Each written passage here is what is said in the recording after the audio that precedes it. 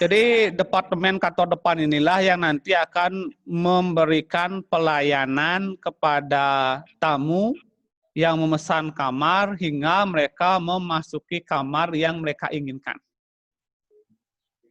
Perlu kalian ingat bahwa kamar tamu merupakan produk utama yang dijual oleh hotel. Produknya. Jadi room division ini akan menangani produk utama dari hotel itu, yaitu kamar tamu.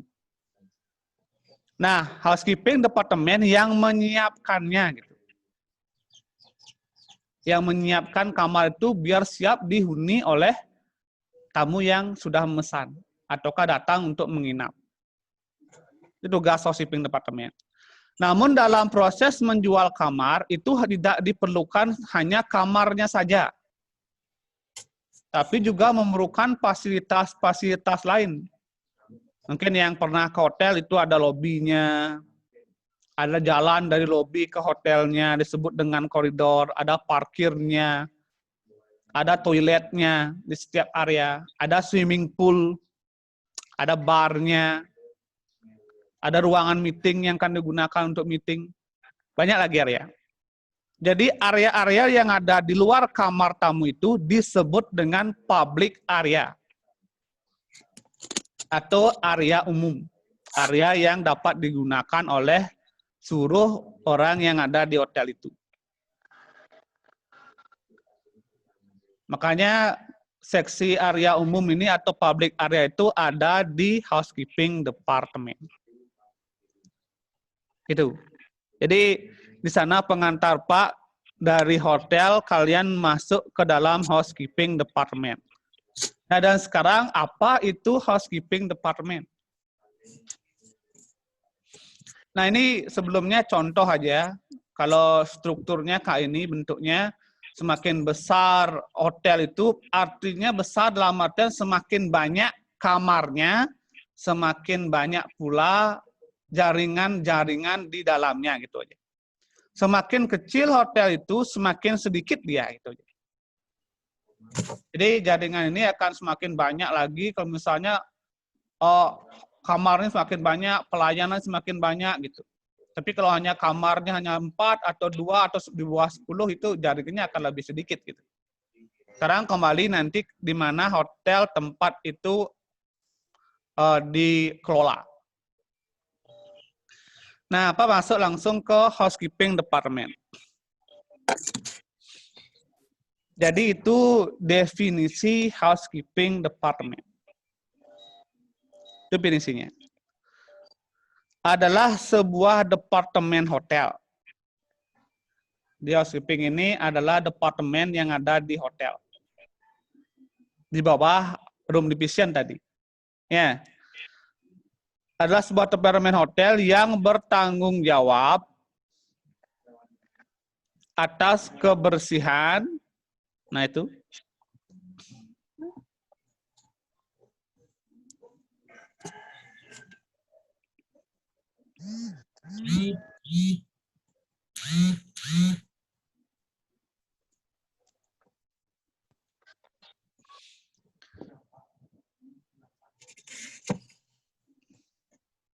Ada kebersihan, kerapian, kesiapan, dan keamanan.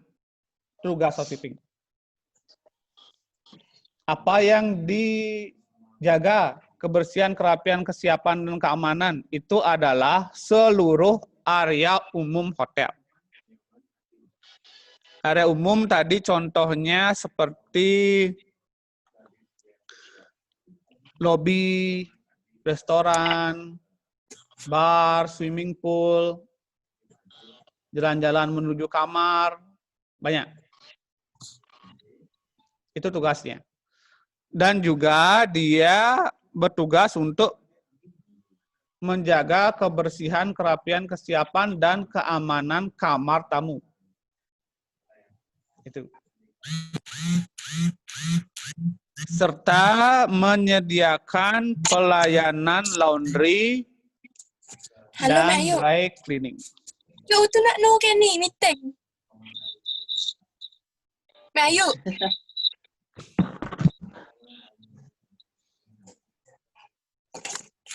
Kembali Pak ingatkan, kalau misalnya ada pertanyaan, silahkan diketik di fitur chat. Kalau Pak bisa jawab, Pak akan jawab. Kalau enggak, Pak akan pending, kita akan jawab di pertemuan berikutnya. Karena ilmu perhotelan ini luas dan berkembang seiring situasi-situasi yang terjadi. Seperti saat ini adanya pandemi, itu juga hotel akan ada perubahan, ada perkembangan. Jadi hotel yang kalian temui kemarin sebelum pandemi dan setelahnya pastinya akan ada yang namanya relokasi. Relokasi dalam artian ada perubahan-perubahan yang diterapkan. Bukan di hotel aja, di sekolah pun, dimanapun pasti ada perubahan. Makanya ilmu-ilmu yang ada di perhotelan juga bisa mengalami perubahan. Nah, itu poinnya, housekeeping itu tanggung jawabnya adalah area umum hotel, kamar tamu, serta menyediakan pelayanan laundry and dry cleaning. Laundry di sini yang sudah kalian ketahui adalah pelayanan pencucian pakaian. Namun juga ada istilahnya dry cleaning. Dry cleaning ini juga sama proses pencucian pakaian.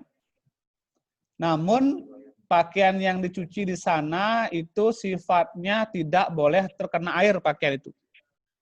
Kalau baju itu kena air, rusak dia. Makanya kalau pakaian-pakaian yang dirancang yang tidak boleh kena air, tapi bukan kertas ya. Ada kain-kain yang khusus seperti sutra, dia nggak bisa kena air. Kalau kena air, dia bisa warnanya luntur dan juga dapat mengalami kerusakan. Jadi dry cleaning di sini dia mencuci dengan menggunakan metode uap. Jadi pakaian itu dicuci dengan uap, tidak dia cuci dengan menggunakan air. Tapi air yang sudah dipanaskan, uapnya itu tampung dan digunakan untuk mencuci pakaian dengan istilah dry cleaning, cuci kering. Baik. Nah, selanjutnya baru kita akan masuk ke housekeeping department, di mana di sini Pak tampilkan organisasinya. Tadi kan hotel secara keseluruhan. Nah, sekarang Pak tampilkan khusus untuk organisasi di housekeeping. Poinnya atau tujuannya agar kalian mengetahui posisi public area itu ada di mana dalam struktur organisasi. Dan untuk apa kalian tahu struktur organisasi? Agar ketika kalian bekerja nanti di hotel, mengetahui posisi kalian ada di mana. Karena hotel itu menganut yang namanya sistem manajemen triangle prims. Triangle prims atau prisma segitiga. Di mana filosofi prisma segitiga ini adalah adanya atasan dan juga ada bawahan. Jadi ketika kalian akan masuk ke hotel nanti, di sana orang yang kalian temui tidak lagi saudara kalian atau teman kalian, ataukah yang memiliki hubungan pribadi antara kalian. Tapi di sana dia sudah menjadi posisi yang sudah ditempatkan di hotel tersebut. Jadi kode etiknya harus diperhatikan. Karena hotel ini dikelola secara profesional, bukan dikelola dengan sistem pribadi. Maka dari itu, kalian harus mengetahui posisi daripada kalian di mana. Saya sekarang ini sebagai apa? Awalnya dari mana? Nah, awalnya dari mana? Agar kalian mengetahui juga jenjang karir yang ada di masing-masing bagian yang akan kalian geluti nanti. Jadi mulai dari mana untuk menjadi seorang top manager. Itu. Ini kalian kan akan baru mulai masuk ke dalam organisasi. Jadi inilah struktur organisasi yang ada di housekeeping department. Jadi jenjang karir kalian dari bawah ke atas. Bagian bawah itu disebut dengan lower management. Lower management. atau manajemen tingkat bawah.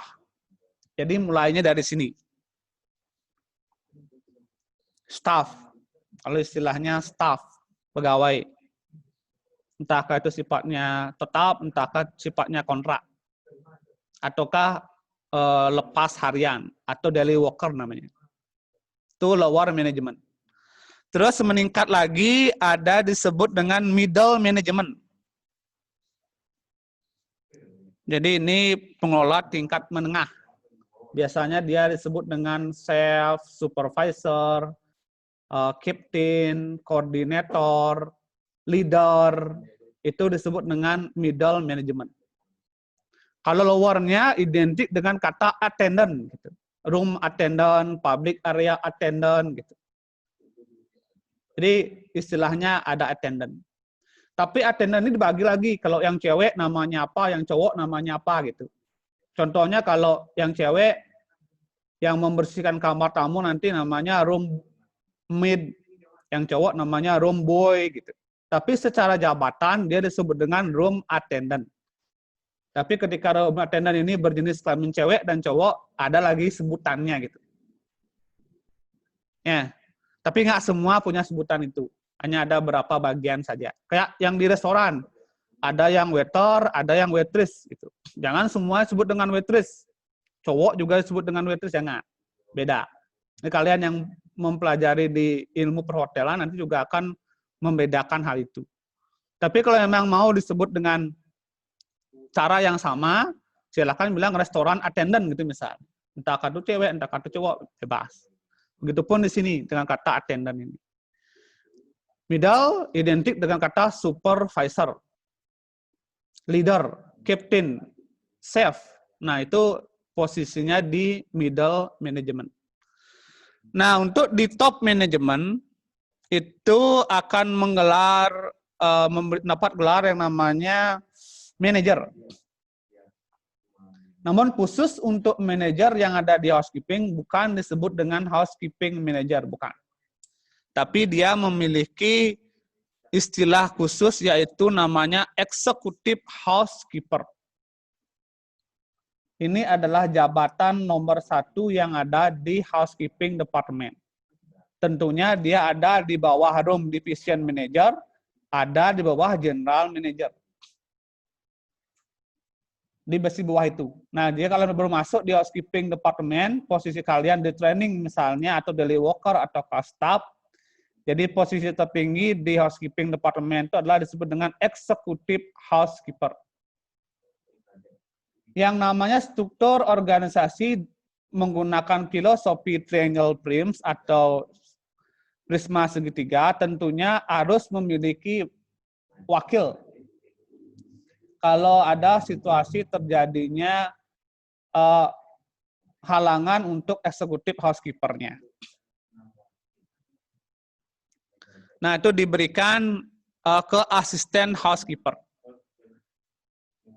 Nah, karena ini ada kegiatan administrasi, eksekutif housekeeper juga memiliki yang namanya sekretaris, secretary. Nah, di bawahnya itu baru ada bagian-bagian yang akan menangani seluruh areal hotel. Entahkah itu secara umum ataukah areal yang pribadi. Nah, kalau yang menangani kamar tamu itu nanti disebut dengan room section. Seksi kamar. Di mana itu dipimpin oleh yang namanya floor supervisor atau room supervisor. Jadi floor atau room supervisor ini yang nantinya akan memimpin proses untuk menjaga kebersihan, kerapian, kesiapan, dan keamanan kamar tamu. Nah, yang bekerja di sana disebut dengan room attendant. Nah, itu yang kalian dapat pelajaran kemarin. Pelajaran ini adalah kamar tamu. Nah, yang sekarang pelajaran kalian namanya public area section atau seksi area umum. Itu adalah akan dipimpin langsung oleh public area supervisor. Nah, public area supervisor ini yang bekerja untuk menyiapkan area umum itu namanya public area attendant. Nah, inilah skill-skill yang akan kita pelajari di mata pelajaran public area. Jadi how to be public area attendant gitu. Bagaimana kalian nanti dididik dan ditempa dan juga secara pengetahuan, secara keterampilan dan secara etika atau sikap untuk menjadi seorang public area attendant yang profesional. Karena hotel membutuhkan tenaga kerja yang profesional. Kenapa? Karena dia dikelola secara profesional itu. Maka dari itu kalian akan belajar itu selama 3 tahun.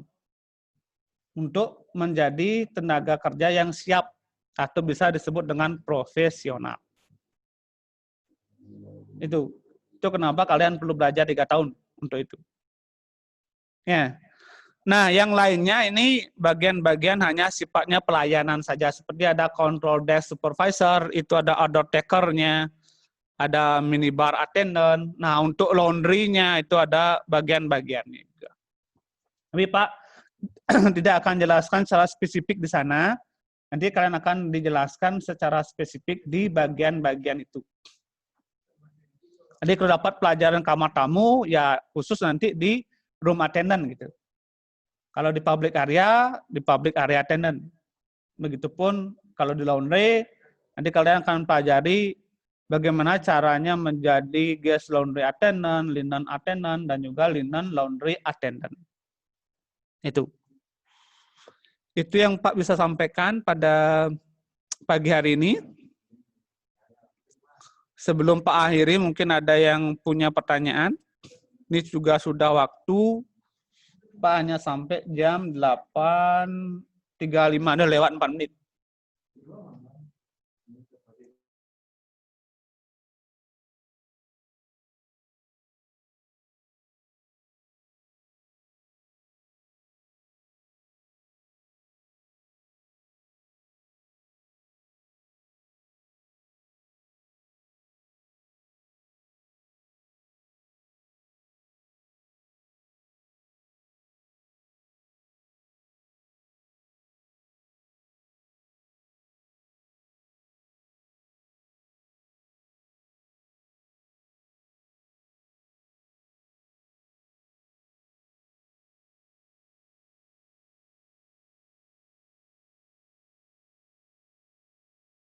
Baik, karena ini sudah waktu, jadi Pak akan akhiri pertemuan kita via virtual pada pagi hari ini. Semoga apa yang kita bahas tadi dapat kalian jadikan sebagai fondasi awal untuk mempelajari yang namanya perhotelan dan jasa perhotelan. Untuk itu Pak akan tutup dengan Parama Santi.